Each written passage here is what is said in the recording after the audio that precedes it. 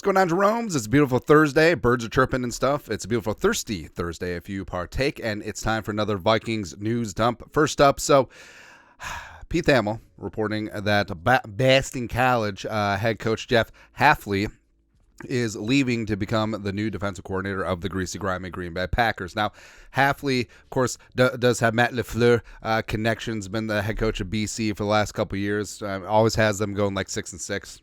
I don't know. But what's interesting is that Hafley does have a fistful of NFL coaching seasons, mainly as a defensive backs coach. And also, he was on Mike Pettine's staff in Cleveland 2014-2015, which also had Kevin O'Connell for a hot second. And also John DeFilippo. How'd that team not win? Besides it being Cleveland. Yeah. So he's the brand new guy that the Vikings are going to make cry, and Hafley is going to waste all the talent in that Packers front seven, probably run off Jair Alexander. Who knows, man. But what's interesting to me, so this is how dumb of a team the Packers are. So they hired a head coach who clearly has Bloods connections, and everyone knows that Green Bay, Appleton area is Crips territory. So already it's just going to be really stupid for them. It is what it is. Someone's also stupid is Vegas. No, I'm just kidding. They build those hotels larger every single time. Who knows, man? But Vikings fan page put this out. Vikings have the 16th highest odds to win the Super Bowl next season at plus 4,000, so AKA 40-1. So you bet $100 and you win $4,000. Tied with the Bears odds via FanDuel Sportsbook. So thing about the Vikings is that the media always hates on the Vikings, and the media does influence public perception, and the odds aren't a true reflection of how books see the team's chances. It's a reflection of how people think the team's chances are. It's kind of like playing Laden thinks, but the Vikings at 40-1, I'll take it. Man. I mean, because last year I bet on the Vikings at 18-1, something ridiculous like that. Always have a good time with it because, we're due. The thing we found out about gambling is that you can't keep losing. Don't believe that. Anyways, but the fact that the Vikings have the same odds as the Bears, I think that the Bears actually probably had shorter Super Bowl odds last season because everyone, Justin Fields was the number one wagered MVP futures bet. That's crazy, isn't it? People always love to buy the offseason hype, but yeah, I'm certainly taking the Vikings because, if it's Kirko and he stays healthy, the Vikings have a chance, though. That's all, man. Speaking of Super Bowls, so a couple of weeks ago we put out a poll. Put it out to you, the people. Are the Vikings close to a Super Bowl win? 11,000 Jeromes voted, and 73% said nah. Well, 27% said yeah. So 3/4 of the fan base say nah. Now, I understand. Plus, this poll was taken 3 weeks ago, so that was when the Lions they see them rolling, the hating. Maybe some feelings were hurt at the time, but the whole thing about it is that the Vikings are heading into an offseason of uncertainty. And whether it's Kirk, whether it's quarterback TBD, whether it's Daniel Hunter is back, whether it's Quase and Kevin O'Connell are the guys, there's a lot of things up in the air. But as evidenced by the Texans, as evidenced by the Lions, as evidenced by, the greasy, grimy Green Bay Packers, things can turn around very quickly in the National Football League. And the Vikings, the competitive rebuild is still working and churning, right? So maybe it would have been better for the Vikings to completely gut this thing 2 years ago, but they didn't do it because Wilfs didn't want that, right? And the Vikings, if Kirk doesn't get hurt, the Vikings have back-to-back double-digit win seasons and probably are in the thick of things for the NFC North last year. So, the competitive rebuild worked, except it didn't due to injuries last season. But are they close to a Super Bowl win? I would say that the NFC North is going to be tough. I would say that the NFC is going to catch up to the AFC, but all it takes is one. And if the Vikings find their talisman at quarterback, if the Vikings re-suture things up in the trenches, never say never, man. That team can certainly get hot at the right time. So Deestroying is one of our favorite guys. So he was a kicker at Central Florida. And this is before the NIL era, and he had a very popular YouTube channel. Don't know what that's like. But basically, the NCAA is like, hey, you should delete your channel or you're kicked out. So he left school, and he's made himself like an internet superstar. He holds these one-on-one passing camps. He does all these trick shots, and he's got a huge leg, man. He's got a big-time leg, but now he's going to be playing professional football. He signed up with the UFL, the new unified UFLs, San Antonio Brahmas. So it's like llamas, but with a B. And our guy Eli Corbett, looking good. I kind of like those uniforms. They're looking good, man. They're looking good. Now, with Deestroying, like his entire thing over all these years has been every single time a kicker struggles in the NFL, he's like, hey, Jets, call me. Hey, Vikings, call me. Hey, Cowboys, call me. And for a long time, I felt like that was his thing. Like he's Schrodinger's place kicker, where, hey, you'll never know if I'm good because I could never get a tryout. And like there have been some whispers about maybe he would get a tryout, but it never happened. But I feel like that is his brand, where he can do all these YouTube shows and awesome stuff like that. And he can be just like a specter. I was like, hey, maybe I'll be a good professional kicker. Who really knows? But now he's going to have a chance to flex in professional football in the spring. And hell, if he does well, I think a team should sign him up in the fall. I mean, imagine Deestroying on Hard Knocks, or Deestroying doing inside access stuff. I mean, that would be pretty damn sick, man. Plus, I mean, if Greg Joseph struggles, I'm not saying, I'm just saying. Something I'm also saying is, so draft season is a time for hyperbole, and it's starting out really quick, man, because we're in the thick of the Senior Bowl, and Bo Nix is not looking good down in Mobile. Like he's sailing on some passes, he's short-arming some things, he's bobbling snaps, and frankly, it hasn't been a good week for the quarterbacks. Rattler's been rattled, Penix hasn't been mightier, and it's just meh. But Purple Persuasion, gather this up. Former NFL scout for the Jets, a first-round mock, has quarterback Bo Nix NFL comp to Kirk Cousins. He also states that Nix grades out higher than Caleb Williams, Drake May, Jane Daniels, J.J. McCarthy on 2023 game film. Do you agree? Blah, blah. So, no. I will say no. Yes, Bo Nix, I mean, if you just look at the box score, he lights things up. But then you look at his ADOT 6.8, which was 93rd out of 95 qualifying FBS quarterbacks last year. And He does have accuracy. He does have some mobility. He does have some moxie. I'll give him that. I don't think that he has a good enough deep ball in the NFL to be able to be a threat.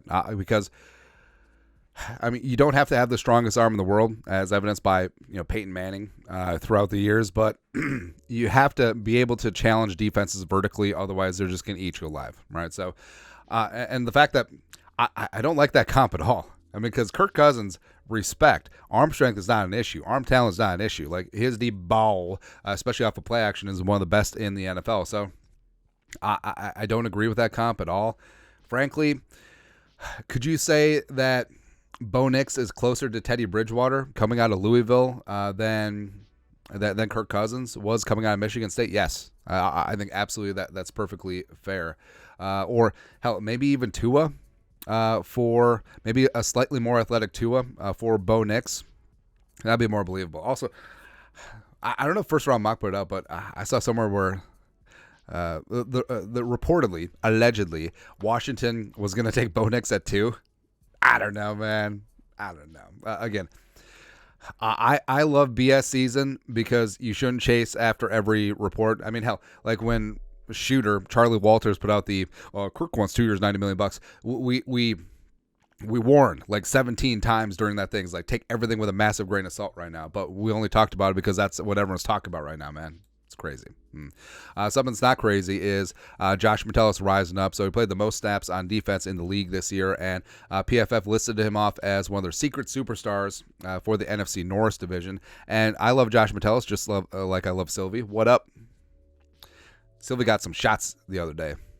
She was not a happy camper.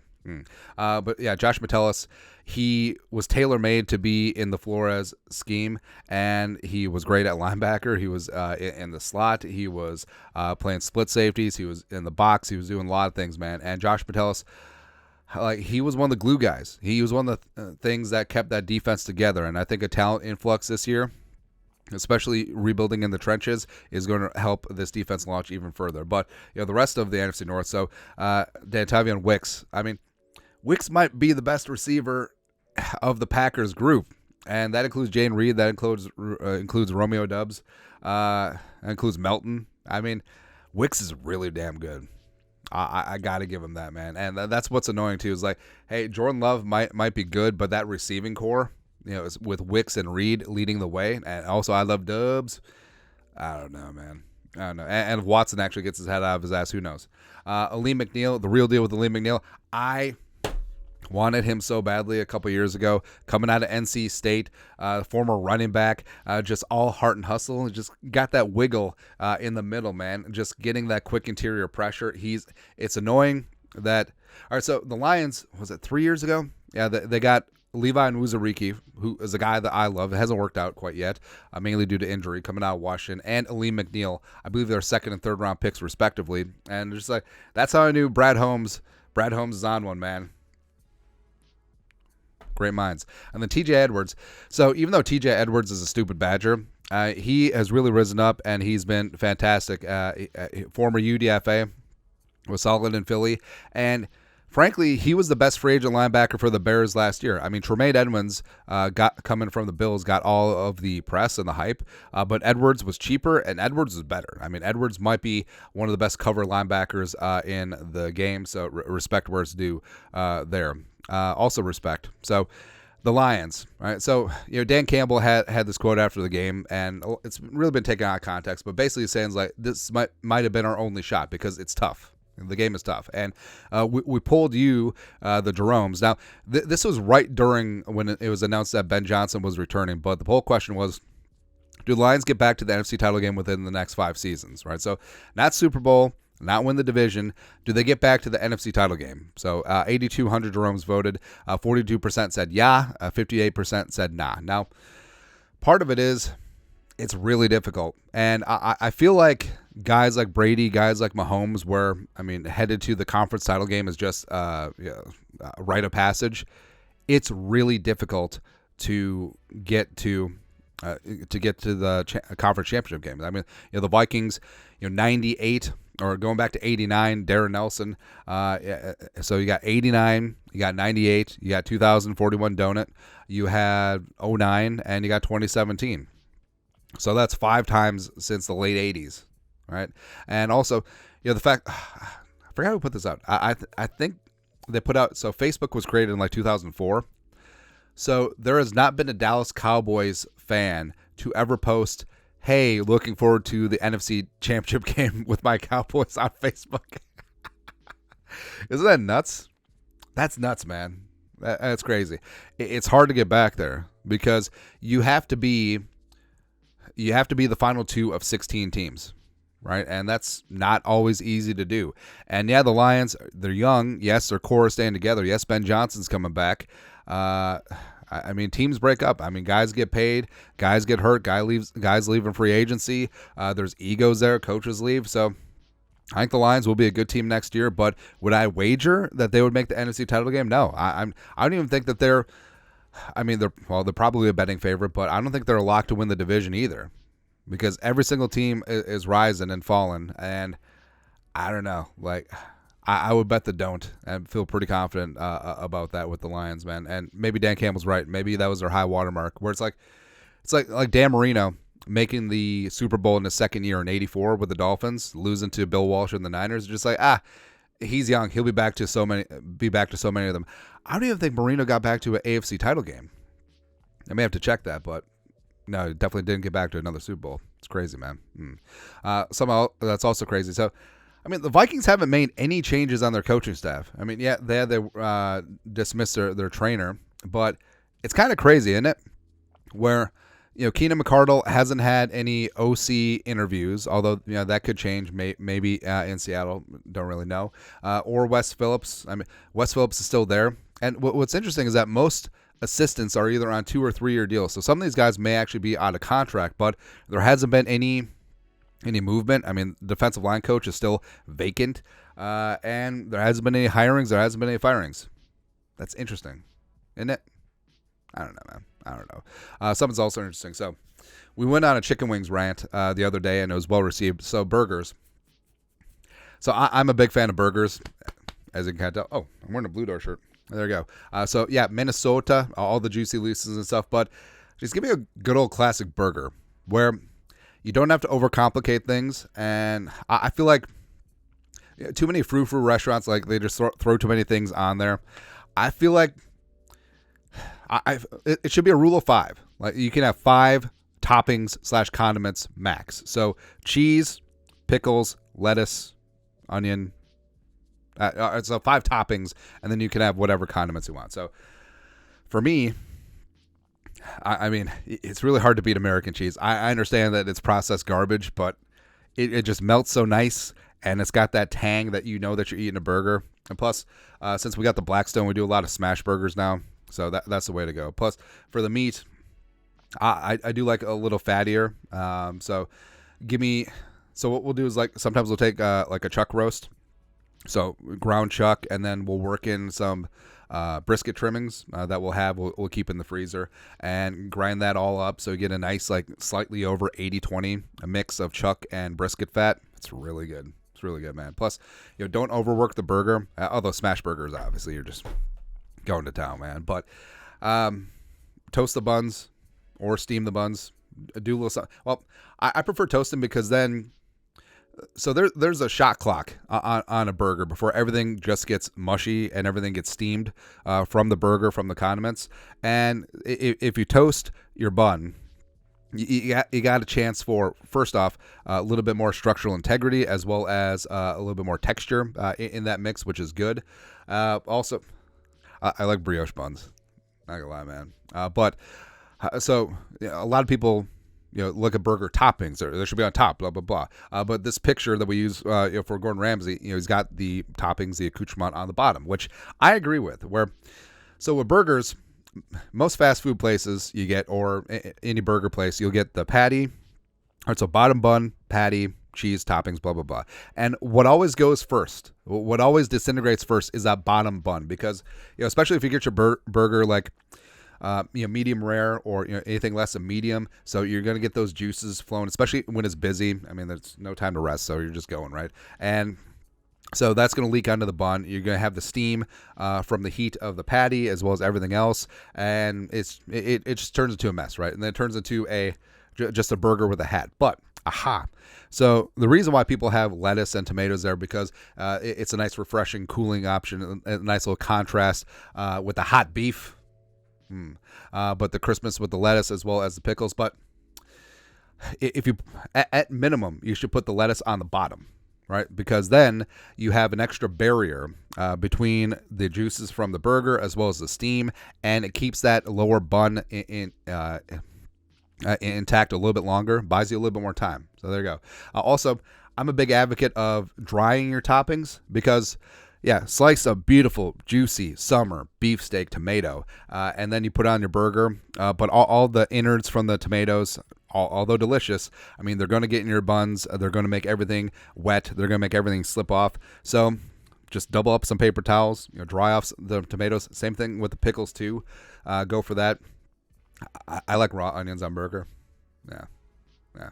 Although, I mean, I can F with some caramelized onions too. Don't get me wrong. And ketchup, mustard is pretty standard. I just like some mayo, especially like olive oil mayo. Not like the store brand where it's olive oil mayonnaise, but it's like that much olive oil and then like the rest canola oil. No, get that or avocado oil, mayonnaise. Have it pure or just make your own. It's pretty easy to do. Then just go for it, man. But so obviously there's nothing better than a summer grilled burger.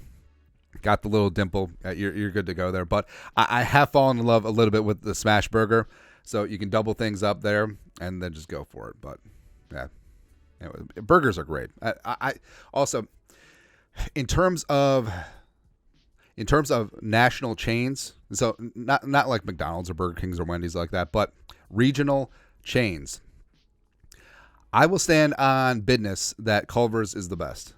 And yeah, maybe that's regional bias, but I love Whataburger. I mean, Whataburger, I mean, Texas gets Whataburger right, man. Let's talk about it, man. Whataburger is fantastic. I understand why people think that In-N-Out is overrated. I personally think it's delightful, double animal style. Let's go. But I feel like people just hate things that are popular. I mean, even though they're still really good. So I think In-N-Out is both those things. Five Guys. I mean, Five Guys is good. A little bit expensive, but it is what it is. But anyways, that's it. We went on too long. I'm hangry. You guys are the best. You know what to do. Skull, production value.